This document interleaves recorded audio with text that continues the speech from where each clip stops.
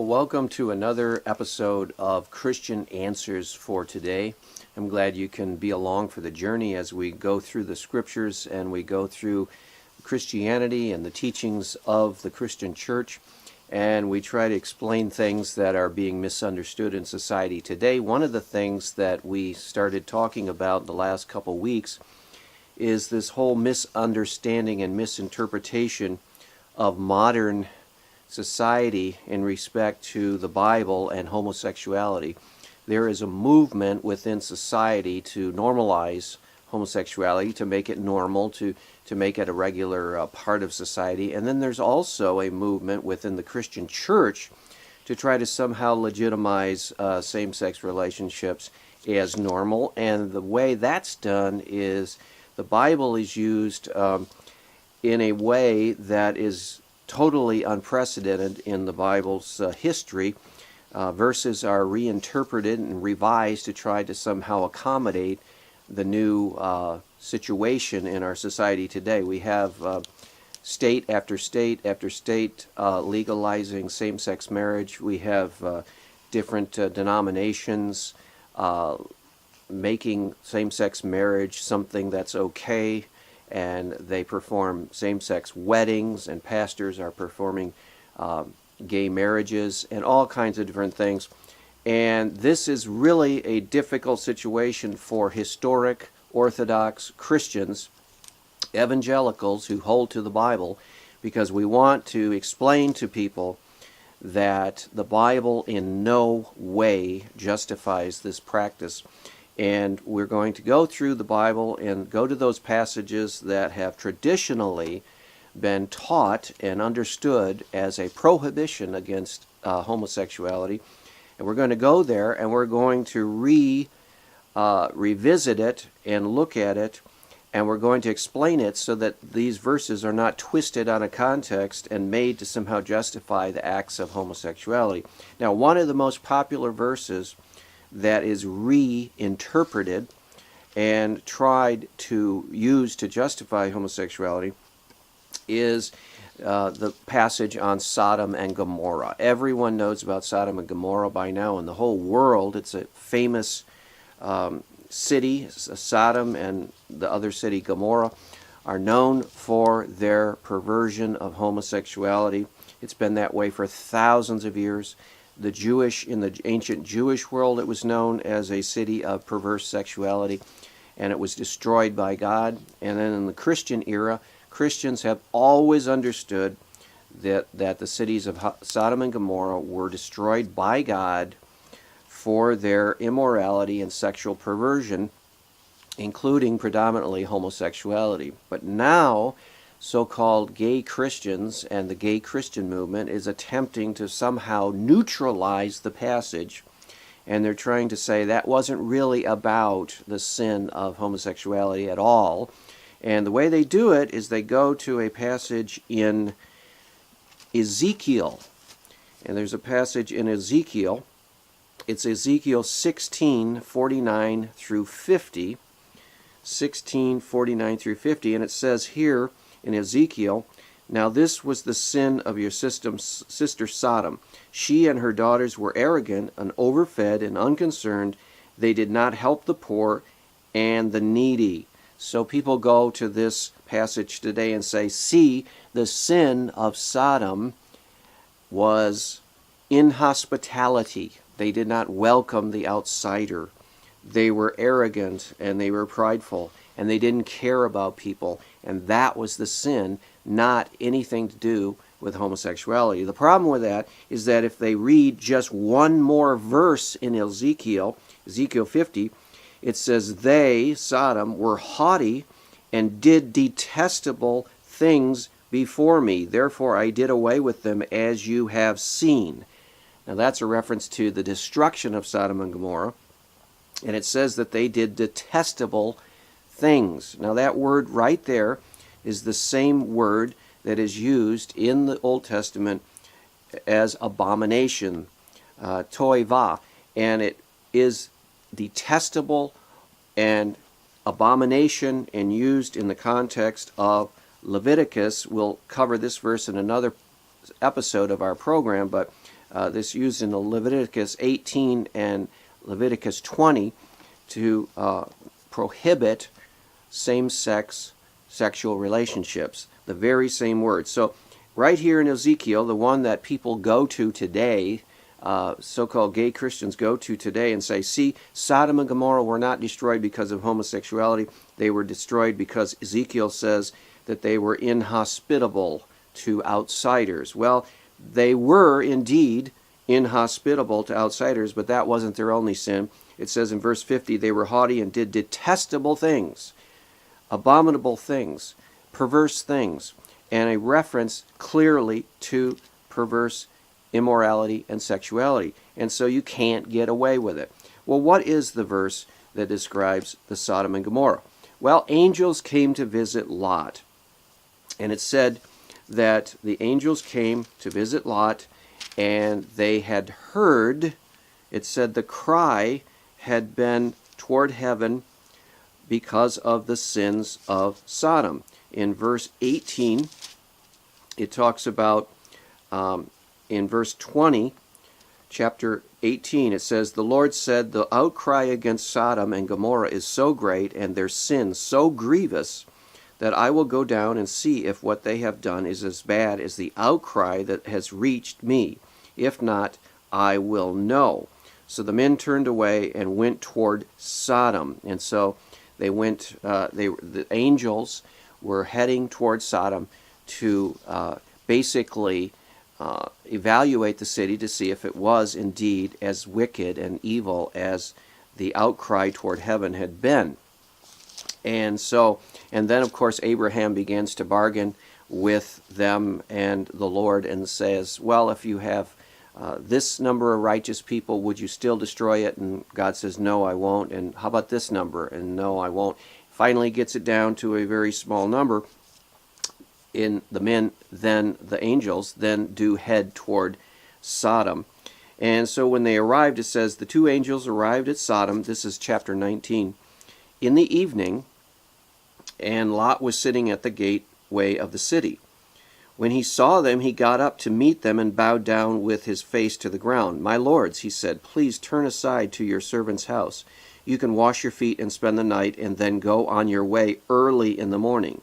No, they answered, we will spend the night in the square. But he insisted so strongly that they did not go with him, that they did go with him and entered his house. And he prepared a meal for them, baking bread without yeast, and they ate. So Lot knew the wicked, perverse sexual immorality that was involved in Sodom, and he did not want these angels, he didn't know that they were angels necessarily at that point, but he did not want these men to stay in the open square, because that's, of course, where they would have been surrounded by the homosexual men of the city, and they would have been essentially forced to have sex. And so he wanted to protect them, to bring them into his home, and then he wanted to send them out early in the morning to be on their way so that they wouldn't encounter the wicked men of the city. And that's the context for what happens there in the city. But we have more to talk about in this verse, but don't go away. We'll be back to part 2 in just a minute.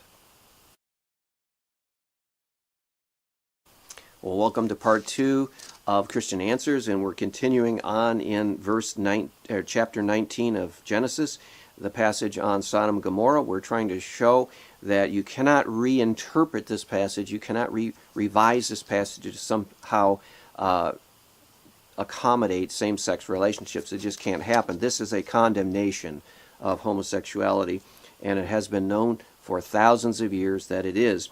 But we're just going to go through this passage. It says that the angels who were in human appearance went into Lot's house, and it says that in verse 4, before they had gone to bed, all the men from every part of the city of Sodom, both young and old, surrounded the house. They called to Lot, where are the men who came to you tonight? Bring them out to us so that we can have sex with them. Now the word sex there is the word yada in the Hebrew, and that is to know. It's the same word that it says in the first few chapters of Genesis, where it says Adam knew his wife Eve, or had sex with her and produced offspring. It's a word that definitely means have sex, and that's why the translators usually translate it have sex. And then it says, Lot went outside to meet them and shut the door behind him. And he said, "No, my friends, don't do this wicked thing. Look, I have 2 daughters who have never slept with a man. Let me bring them out to you. You can do with them what you like. But do not do anything to these men, for they have come under the protection of my house."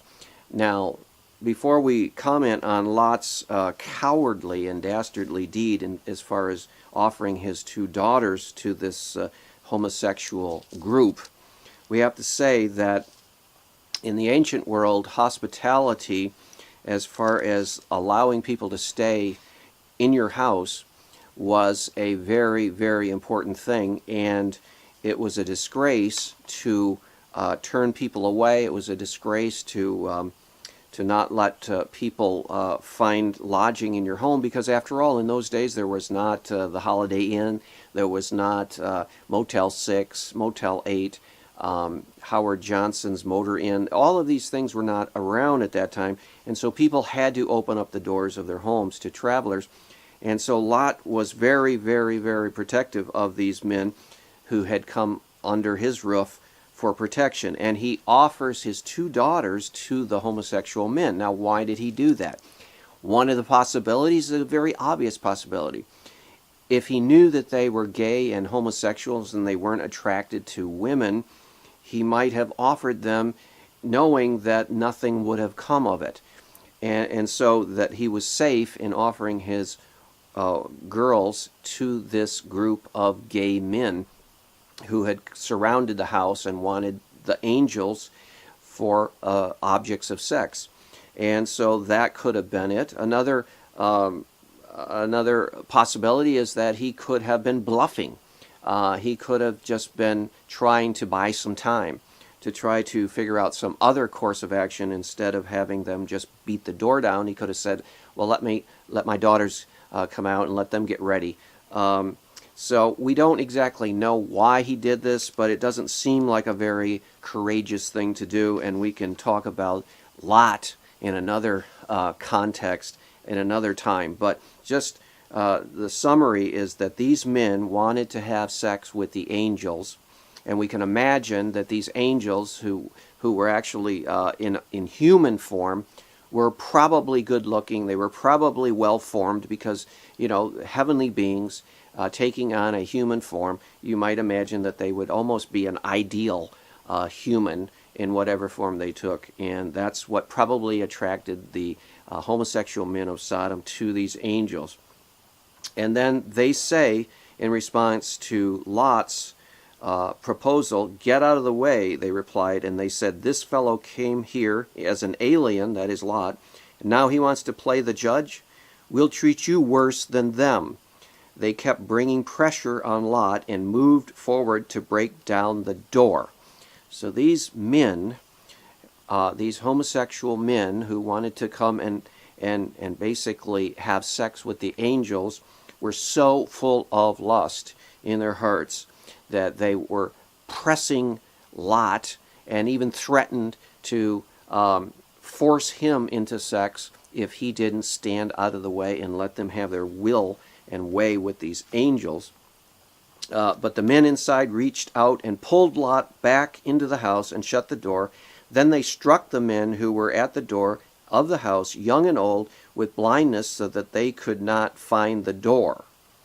And the 2 men said to Lot, "Do you have anyone else here, son-in-laws, son-daughters, or anyone else in the city that belongs to you? Get them out of here, because we are going to destroy this place. The outcry to the Lord against its people is so great that it has sent us to destroy it."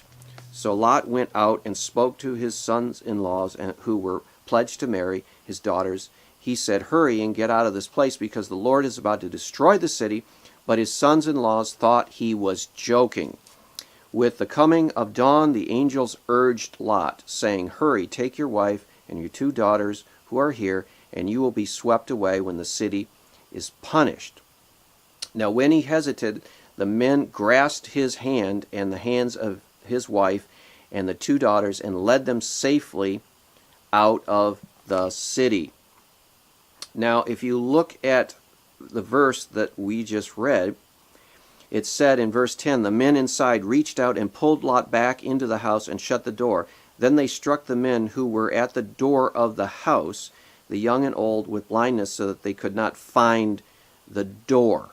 So the verse here in the original Hebrew is giving the impression that these men, even after they were struck with blindness, even after the Lord struck them with blindness, they were still pressing toward the door. You can get the feeling that they had this homosexual lust and desire in their heart to go after these angels, and even blindness would not prevent them or stop them from pushing forward, even after they had been struck with blindness. And so we can see the nature and the desire of this disordered sexuality, this twisted sexuality that they had.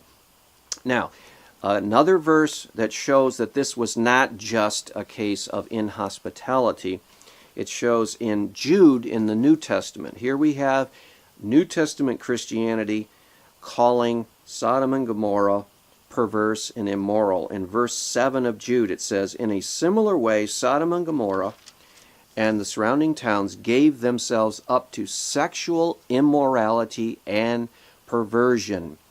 They serve as an example of those who suffer the punishment of eternal fire.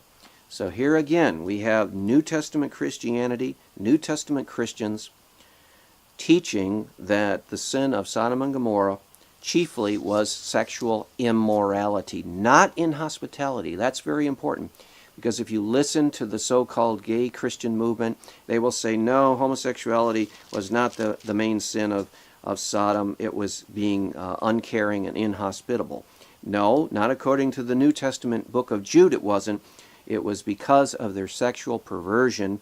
And of course they were inhospitable, they were hard-hearted, they were sinful in many ways, but they definitely were supposed to serve as an example of homosexual perversion, judgment from God on that sin. So you cannot use this verse to try to escape from the conclusion is that gay sex is a sin.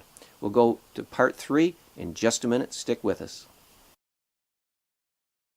Well, welcome to the third and final segment of Christian Answers, and we're still in the Old Testament, and now we're going to skip over into the book of Leviticus.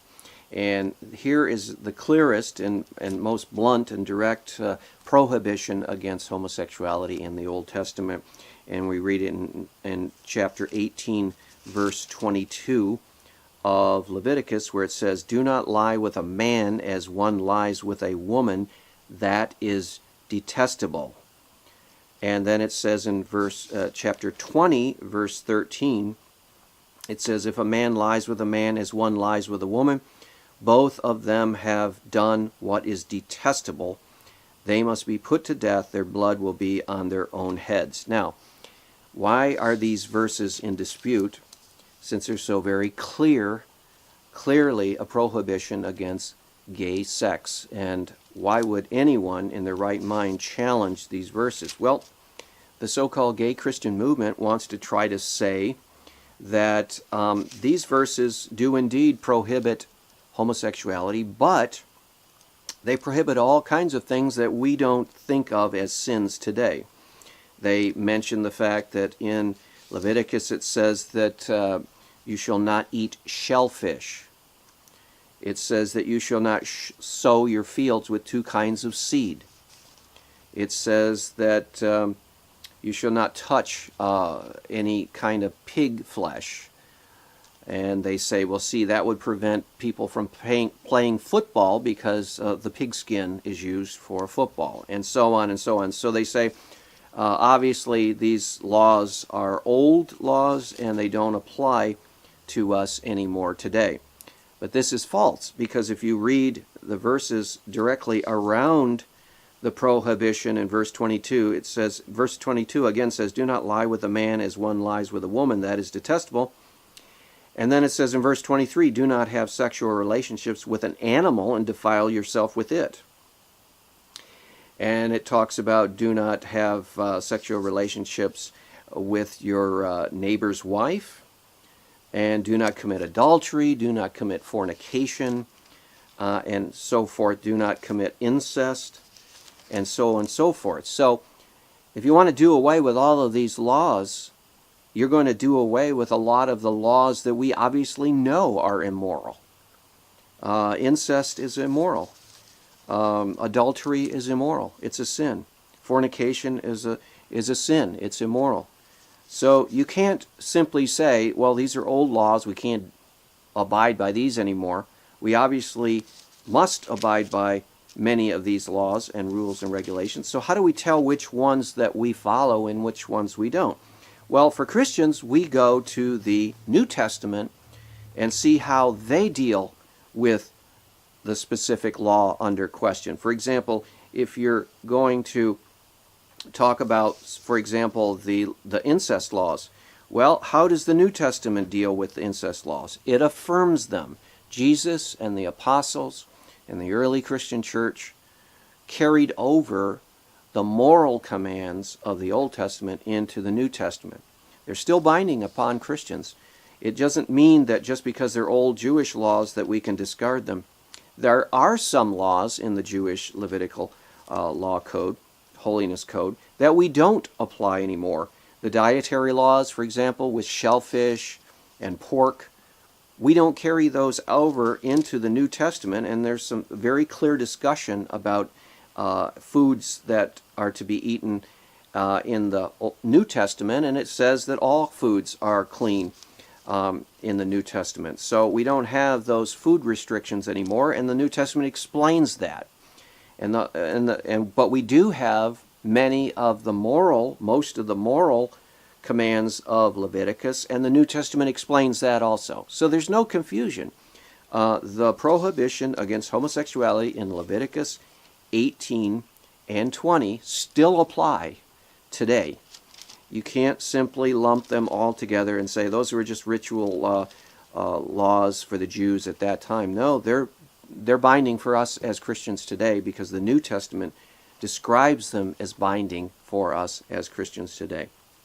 And if you look at the New Testament, which we will in our next segment, and we'll see some of the verses that prohibit homosexuality in the New Testament, and they go back to this verse in Leviticus specifically. And they basically draw from the same vocabulary. We're going to see next time on the program that Paul in Romans 1 takes two important words that are found in Levitical law codes here, and he brings them into the New Testament, into the book of Romans, and he applies that to the sin of homosexuality to show that this is an abomination. He shows that it is prohibited as a sin, and so it is against the moral code of Christians to do so.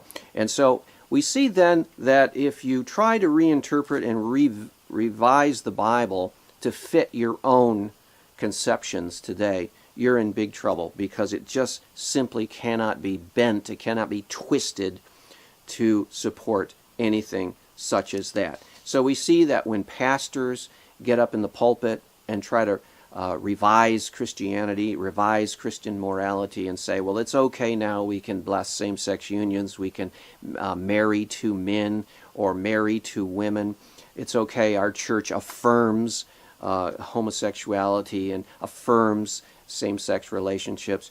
They're really trying to distort the Bible. They're not trying to reinterpret the Bible. They're trying to distort the Bible. It's just an excuse to try to permit something that God has said is not permissible. And so when you go through the Old Testament and you look at these passages that are supposedly reinterpreted, you find that they're not really reinterpreted. They're twisted. They're distorted.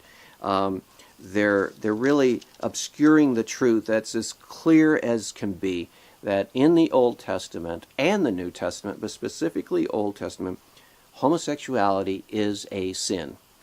Homosexual gay relationships are sinful. You can't get around it. There's nothing you can do with the Bible passages to make them, sanitize them, clean them up, neutralize them, nullify them. You can't do it. It is there for the world to see, and we simply have to let the Bible speak, let God speak through His Word, and not try to twist and distort God's Word to fit our modern conceptions. One of the pastors, one of the revisionist pastors, Rob Bell from Grand Rapids, Michigan, he says, well, we have to change because the times are changing. We have to stay current. We have to keep up to date.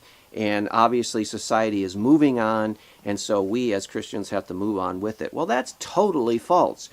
As Christians, we are called to be prophets in a dark and sinful world. We don't just follow the world's fashion trends. We don't just go along with the world into error and sin and evil. We actually are called to stand, as Jesus said, be willing to be persecuted as the prophets were for righteousness' sake. So we have to stand against these things, not just go along despite what Rob Bell and some of the other revisionist pastors want to try to say. Now, that you may have a pastor in your church, a local church, that goes along with the revisionist understanding of the Bible. Well, you need to go up to them and say, look, please teach us the Bible and not your own ideas about the Bible. Please don't follow the secular crowd into error.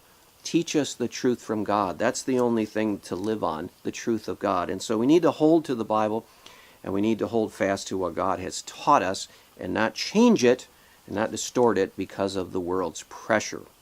Well, I hope that's been helpful to you. Next week we're going to look at the New Testament passages that are distorted and twisted and bring clarity to them.